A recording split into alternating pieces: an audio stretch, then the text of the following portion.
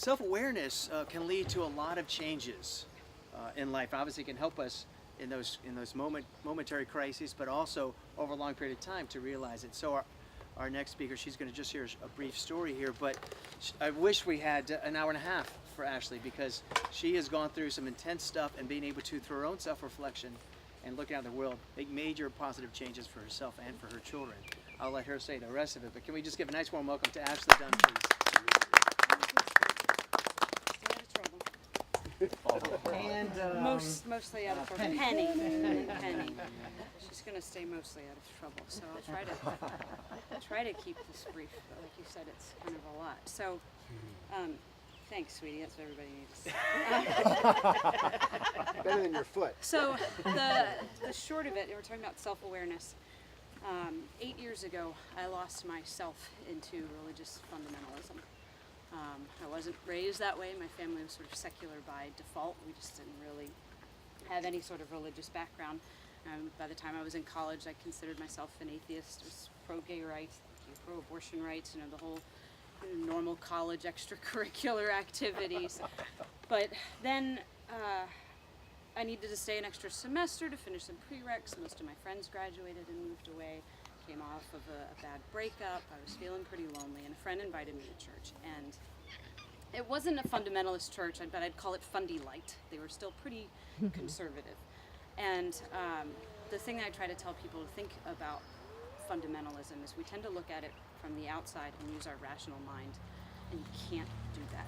You just can't, because it's not. Now, a lot of the decisions that people within those things actually make are rational within that framework, and that's why you have to get in that framework.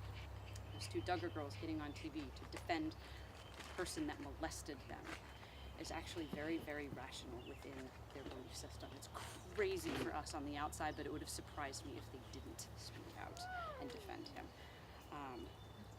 So in fundamentalism, a lot of and part of what sucked me in is this idea of authority, that one of the most important things is the idea of pleasing God and living a life that's pleasing to God. And I was always the goody two-shoes as a kid. I got straight A's. I was high school valedictorian. I magna cum laude at college. I got accepted to vet school. So I liked to please my authorities, my teachers, my parents, and I didn't do anything half-hearted. So if God is the ultimate authority figure, well then of course I want to please him, and I'm going to go 100%, and that's what I did. And then I met a guy who was and is definitely a fundamentalist, and that's sort of where I jumped off the deep end with him. Before him, some of my opinions changed, but I was still dressing the same, still going to concerts, still going out with friends and things. But with him, a lot of that changed. And part of the reason is that within fundamentalism, it's not just a guy. He wasn't just someone I loved. He wasn't just eventually my husband. He was an authority figure. And nobody wants to have a fight with your spouse. But if you displease your spouse, you're also displeasing the creator of the universe. If you have a disagreement over what color to paint the living room, you have now made God angry. And so that's why a lot of these people, a lot of these women don't leave. I mean, we look at it from the outside and go, how can you stay in that horrible environment? But it takes trivial little things and makes them a really huge deal. But at first it was okay. I wanted to please God, and I loved this guy, and so the changes that I made, well, I'm doing this to please God, and I'm doing this for him, and so it was fine. We got married, and by then, though, 3 years on, I was pretty unrecognizable to who I'd been before. My clothes had changed. I didn't listen to secular music. I didn't watch TV. It's pretty much the polar opposite of who I'd been. The progression out, though, came through my children. So my son was born in 2009. He was born at home by choice, and at the time I was an ardent home birth supporter. I thought I'd done my research in big air quotations. A couple of things happened during his birth that sort of made me question. Everything came out okay, but I started reading online, stumbled upon a blog written by an OBGYN specifically about home birth and dangers, and she actually used real white papers and real science and broke stuff down, not just the propaganda that shows up in things like The Business of Being Born and all of these other things that folks see. And by 2012, I no longer supported home birth, but I wasn't really ready to put my foot down on it. My daughter was born in 2013. I didn't want to be at home, but I was silently compliant for the harmony of my marriage, rather than defy my husband and thus defy God. We ended up with an emergency transfer to the hospital, and thankfully everything was okay, but that really sealed it for me. There's no way I can do this again. Last May, I was pregnant again, and I put my foot down. I said, I absolutely will not give birth outside of the hospital. And he refused to have anything to do with pregnancy at all. So if that's your choice, you're doing this yourself. I will not come to the hospital. I won't bring your son to visit. I went to my first appointment by myself. When I started bleeding at 12 weeks, I was alone when I found out that the heart had stopped. I went alone to the hospital for emergency D&C. And afterwards, he blamed me and said, I think that this is God's punishment for you not submitting to me. So last summer was pretty awful and lonely. I'm a veterinarian. I have access to an ultrasound, so I'd been ultrasounding myself since 8 weeks. So since I knew that we had this rift, I'd been sitting alone in the dark by myself at work with my baby. My baby. I lost my baby, not ours, not his, mine. And he, like I said, he thought it was God's punishment for me not submitting, and ultimately that was really the point. It wasn't necessarily that it was home birth versus hospital birth. It was that I dared to have an opinion different from his and refused to change and submit for him. It could have been on any number of things, but that was really the crux. September 11th, we had another argument about home birth versus hospital birth. It just kind of came out of nowhere while I was washing the dishes. And he looked straight at me and said, sometimes I seriously wish you were just barefoot and ignorant in the kitchen. And a switch flipped in my head, and I'm gone. I'm done. All I'm trying to be is a thinking person that has an opinion that's different from yours. That's it.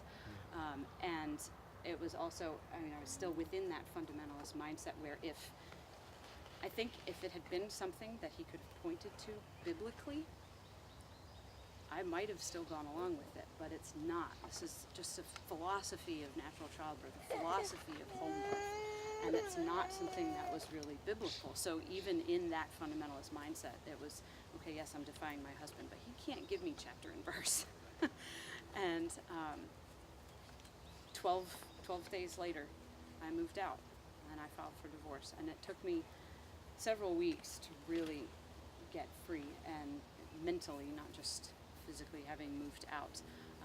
But I saw a copy of the Duluth Power and Control Wheel, kind of serendipitously, and I went around the wheel, and every single box, just about every single bullet in that wheel, if you're not familiar, it's basically everything but physical domestic violence. It's you don't start out just hitting your spouse. You need to make them dependent first. So it's everything else.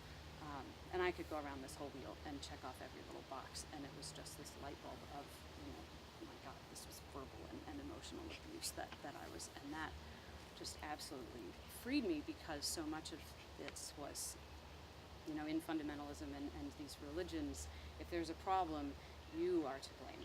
And the solution is always that you need to work hard. You need to pray more, you need to read your Bible more, you need to serve more. It's always, you've got to do more. Even if that's, you've been doing that and it's not working, you still need to do more. That's always the answer. And this really showed me that it wasn't me at all. It was him, and it was what he was doing. And that just really, it was very liberating. And I got a whole new wardrobe, and I got drunk with friends, and I reconnected with all of the old bands and stuff that I listened to. I reconnected with friends I hadn't talked to in years. More importantly, I reconnected with my parents, who hadn't met their grandchildren at that point. Their only grandchildren at that point. And so I'm still trying to figure out exactly where myself is at this point. My therapist, love, has pointed out, my pendulum was so far over here, out in right-wing crazy land, and now I'm somewhere way over here, even down to what I'm wearing. I never would have worn this short skirt before him. I just wasn't comfortable in them. If it was a nice, beautiful spring, summer day, I'd be wearing a long, flowy skirt. I can't wear them right yet. I can't. Maybe one day I'll go to the store and I'll buy a new one and it'll be special and then I'll be able to, but I just can't yet. I've been out almost 9 months now, and for months I've been looking forward to this past Friday night. I went to the Dave Matthews Band in Hartford, Connecticut. I love the St. Matthews Band. Between 2001 and 2006, before all of this, I saw almost 20 concerts in that time period, 3 to 5 a summer, and I love them. So this was my first show in 9 years, and I had a blast, and I was there dancing and singing and thinking, I'm back at a show, and I am back. I was gone for a really long time, but I'm back. All right. Welcome back. Welcome. Yeah, welcome back.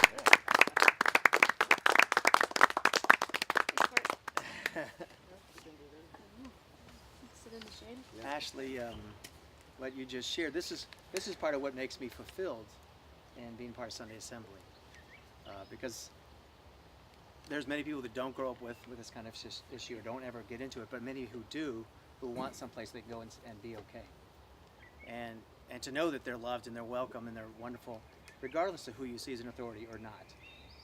Or even as some of us think that we're just Homo sapiens having a great kick old time on the planet until we're gone. Whatever it is, it's okay. So that's fantastic.